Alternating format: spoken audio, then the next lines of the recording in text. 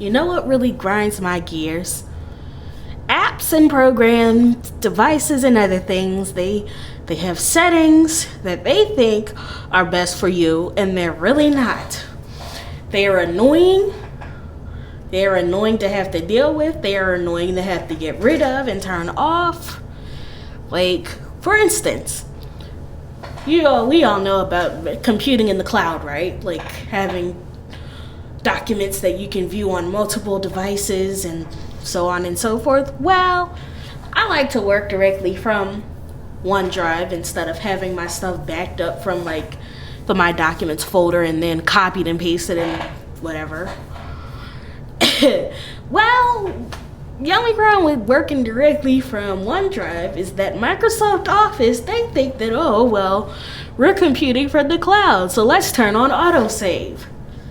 And myself, I like to be able to control what gets saved in the document and what does not get saved. Like if I press Control S, that means I like what I see and I want it saved. But if I make like some major mistake and I want to get back to where I was as far as saving is concerned, I want to be able to hit Alt F4 or Control F4 and then reopen the document and then there we go. Well, a few weeks ago I was working on something for work and I made like some major mistake, and normally before you save, when you hit Alt F4 or Control F4 or whatever else, it will ask you, are you sure you want to save? Are you sure you want to close it without saving? Blah, blah, blah.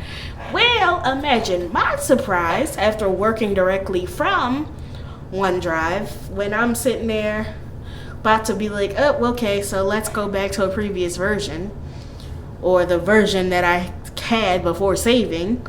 And then, of course, it closed without asking me. I'm like, hey, I don't remember hitting Control S. Well, turns out, again, Microsoft Office, they think that if you're working in the cloud that you want autosave, which is good sometimes.